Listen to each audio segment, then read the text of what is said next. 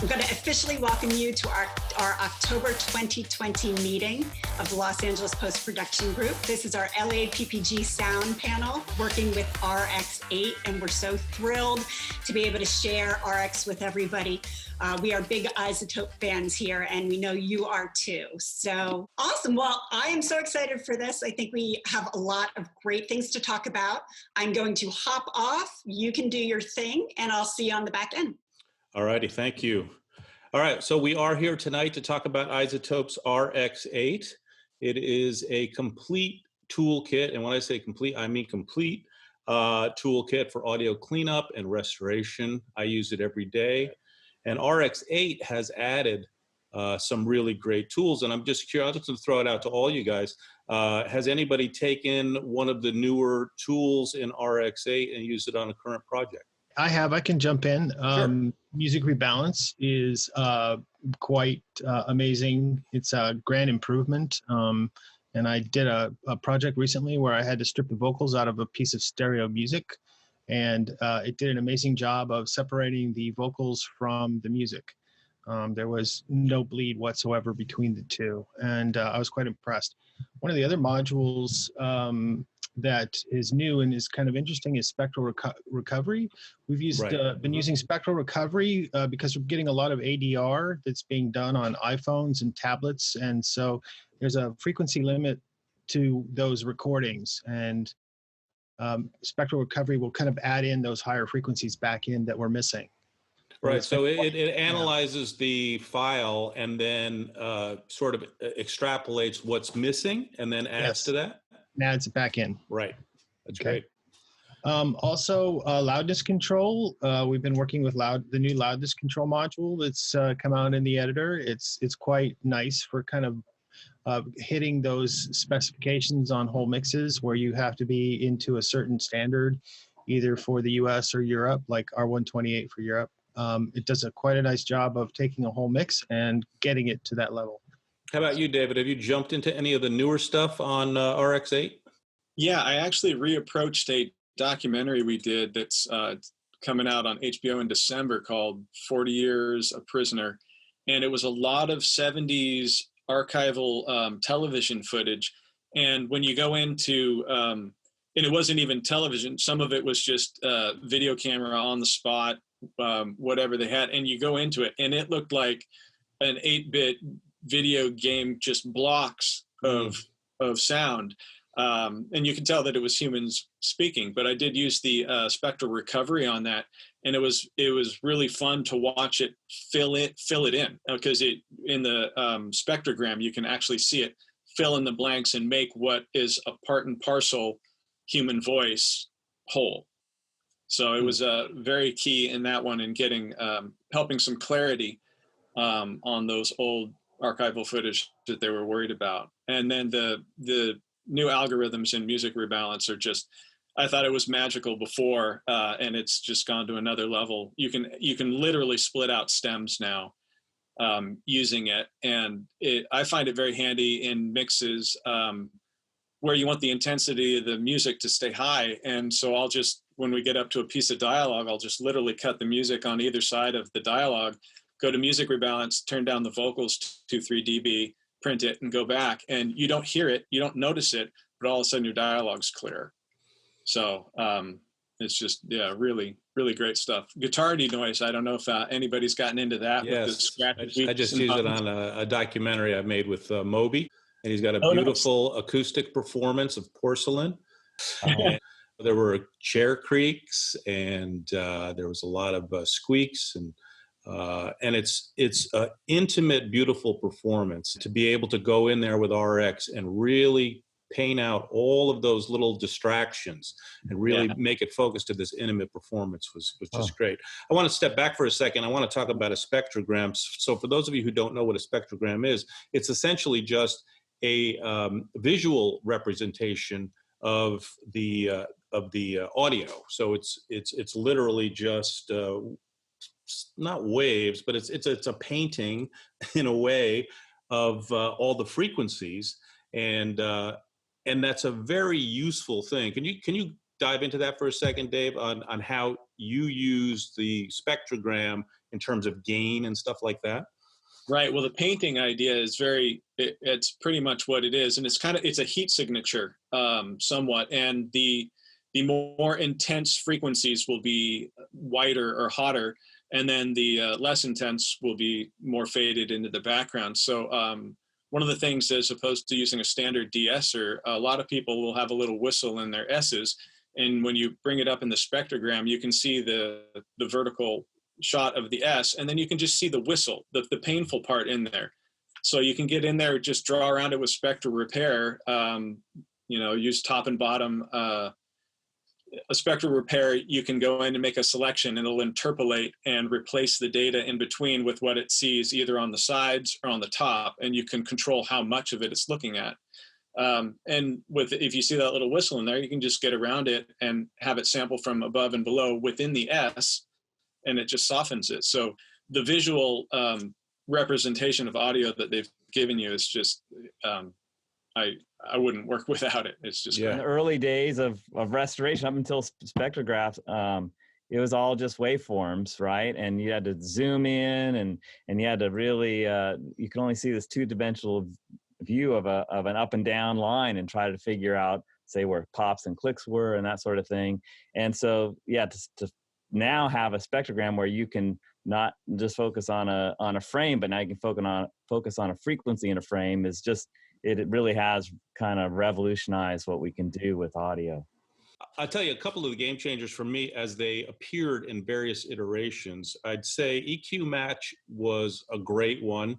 I spent a lot of time with a frequency analyzer looking at a thing and then trying to determine, okay, how am I going to make an EQ curve that's similar to, to make these things match. And EQ Match gets you right in the ballpark very simply. That's, again, the power of RX is that just the default settings sometimes get you where you need to get to. True, yes. And I'd say the other thing is Ambience Match is just a remarkable tool. I mean, you just couldn't live without it, besides declick and mouth declick, which are also just incredible time savers. The whole craft of dialogue editing is to take all these scenes that are shot in different times and cut together and make them feel like they're one moment in time, right? Like this is supposed to be one moment, and it was shot over half a day, in various setups and camera angles. And so between a dialogue isolate and ambient match, you can correct so many problems with the backgrounds in that kind of work. And it's especially helpful, especially on exteriors like walk and talks or shooting at the beach or shooting in noisy situations or near water fountains or anything like that. You can fix an amazing amount of stuff with that. The declick tool has gotten really, really good for optical tracks. Used to be just step back for a second. Explain to everybody what an optical track is. Okay, so back before magnetic sound was available, all films were shot directly to film, and so on a film, on a piece of film, you've got the picture, and on the side you have the soundtrack, and that's optical soundtrack, and it looks like a waveform. The variable area tracks they were called, and then density just looks like a bunch of striated lighter and darker. So a lot of the masters pre 1950 are on optical soundtracks, and the dirt and grain and scratches and things cause a lot of kind of low frequency pops and clicks that declickers, generally speaking, had a really hard time finding because they were all tuned for vinyl records going after high frequencies. So the RX declicker has really come a long way in being able to look at and find those clicks a lot better. And they have something in there called a module chain. You can access this in the audio editor, but it's where you can take all of these tools and you can string them up in a certain order. And then even within, for example, you bring in a noisy piece of dialogue or an edited track of dialogue where hopefully the noise floor on track 1, dialogue 1, and track dialogue 2 have been set up properly. So for a scene, you're looking at the same kind of sound through the whole thing.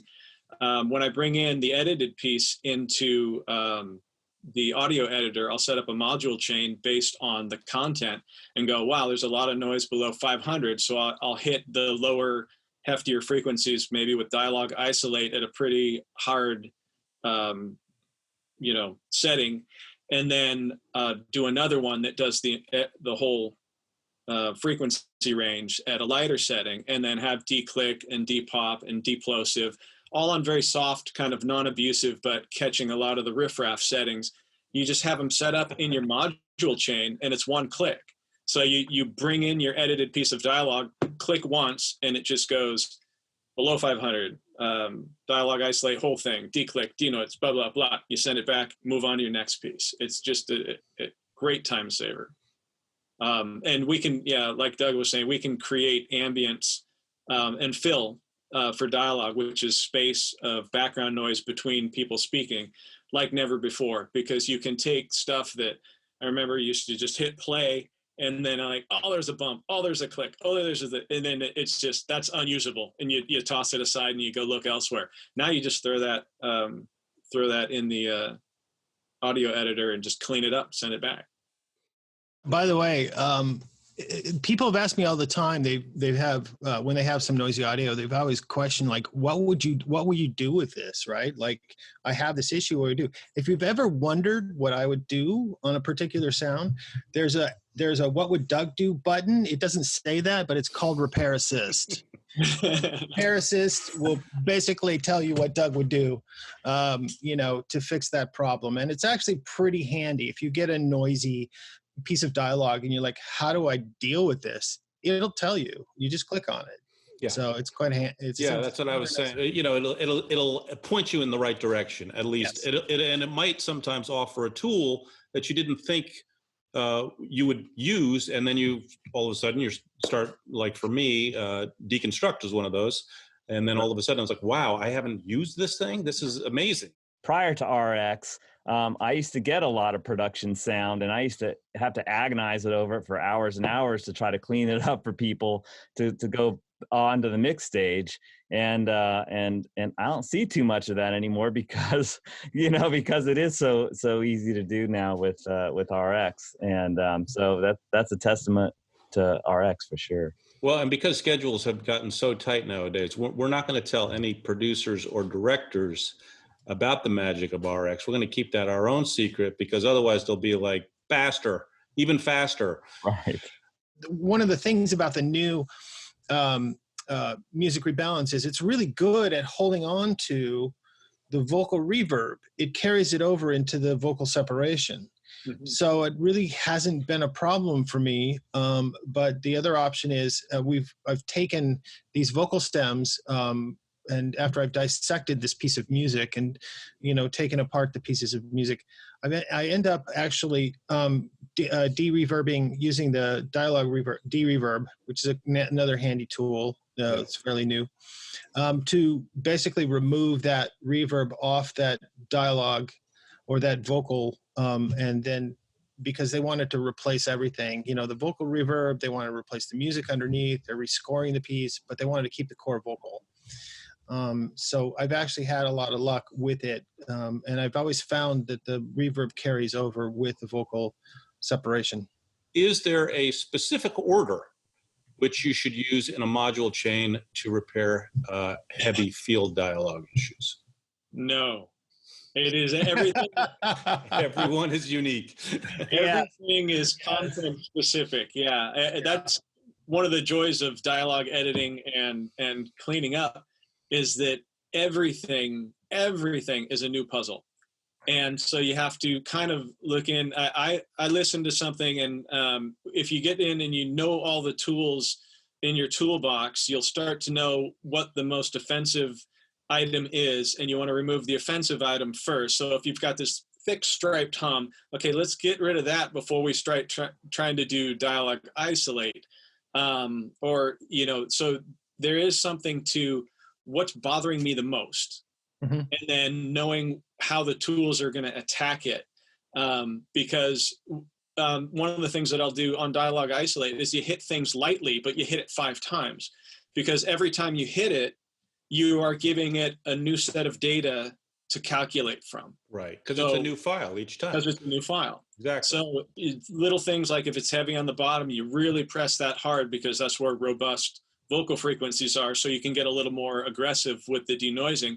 But if you did it for the entire spectrum, you might really push your high end all the way back. And the thing with Dialog Isolate is sometimes after you run it, it exposes more stuff, you know, so you're like, ooh, so then you got to deal with that. So you kind of, sometimes you have to backtrack and say, okay, well, we have to fix this before we get to the Dialog Isolate level.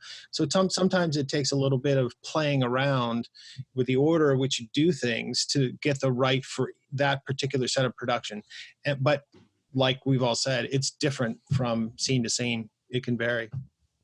Another tip would be like transient noise, because transient noise will affect the how well some of the broadband noise reduction works. Like it'll just like as Doug was saying, you'll get ghosting of horizontal frequencies. You can also get kind of a tailing of ambient noise too. So it's sometimes helpful to take out those transient noises as well before you do any broadband noise. And the bottom line is really less is more. These things are amazing, but you know, we hear noise in life all the time. So we don't need to pretend like a really noisy recording should be some kind of pristine final take or something. There's just noise in life, and we just have to find that balance of how do we dig out this dialogue, because that's really the thing, right? We're trying to get this emotional performance or whatever it is from an actor, and this hum is distracting, or the clicks are distracting, or the you know, back in the days when they were actually shooting film, the endless sound of a reel you know, through every take. And so, you know, we used to have to go through alternate takes endlessly to replace things, or ADR. And so now RX does such a nice job of really cleaning this thing out. But like David said, you know, you really need to sort of do it in layers, or as, you know, Doug and John were just talking about, is removing a lot of the noise that we know is noise, hum or clicks. You know, let's start taking those, because then we're going to, each time we do that, we create a new file, which now the algorithm is going to look at and say, oh, well, now what have we uncovered?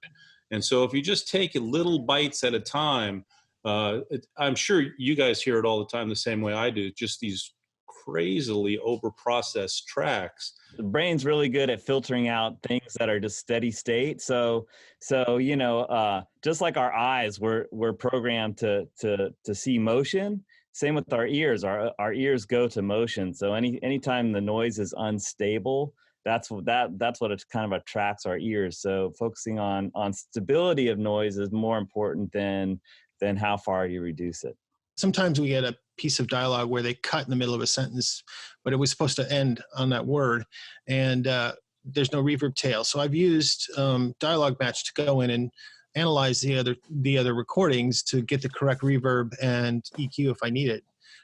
So Dialog Match is pretty wow when it comes to fixing that, and especially if we're, you know, dealing with ADR that's a little sketchy, recorded in, you know, people's homes or, you know, their bathroom or whatever. You have to do a lot of work to it. I think the brilliance of Dialog Match is that it's the first tool that I can think of that looks at a file and tries to determine the reverberation within the file. I mean, that is... And the EQ, yeah. Yeah, it's just amazing. Well, the EQ match we've had for a while, and there are other products out there that do similar types of things. But the exponential verbs themselves are beautiful. I use those on a lot of things. But the fact that Dialog Match can sort of reach into the file and offer you some thoughts on, here's, you know, because recreating rooms and things like that can be very difficult sometimes, because, you know, reverbs are churches and cathedrals and all these beautiful long tails. Rooms, yeah. Yeah.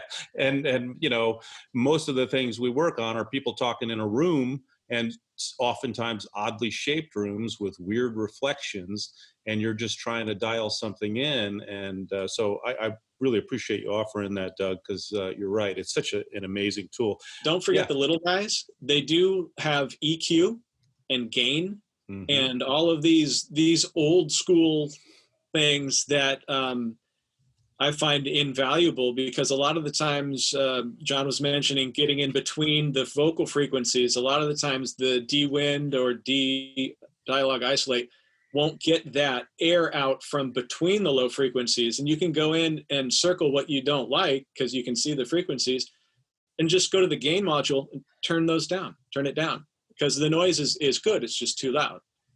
So don't forget about the little guys. Right. Yeah, I use gain all the time. Just up and down, up and down, up to dropouts, down to, just all the time. Well, you get 4 audio guys in a room. We could talk about RX for the rest of our lives. Unfortunately, I'm going to throw back to Wendy. I want to thank you all so much. We really appreciate it. Well, I want to thank iZotope as well for continually listening to their users and expanding these products. I'm a happy user of more than just RX. I love the exponential verbs, and there's so many great products out there, and we really appreciate it. Awesome. So yeah. Thank you, Woody. I so appreciate it. Thank you, John. Thank you, Doug. Thank you, David, so much. Thank you very much. Thanks, you guys. And I just want to say a huge thank you again to iZotope, to John, Doug, and David. Also want to thank all of our partners and you guys for being here and participating and being a part of this evening. And I want to remind you to connect with us on Facebook and Instagram, Twitter, and LinkedIn. Please use the hashtag LAPPG. If you follow us, we will do our best to follow you. And a big, big thank you to our partners who make our group able to continue even through this difficult time. We have our platinum partner, Shutterstock, and our gold level partners, Adobe, Blackmagic, Sony, Vimeo, and Production Hub, and our silver partners, OWC, iZotope, and Zeiss. Thank you all for your support. And we have a lot of other great companies that help us at supporting levels, media levels, and community levels, helping us get the word out about the group and offering great discounts and prizes. Have a wonderful night, everybody. Thank you so much for joining us. Bye-bye.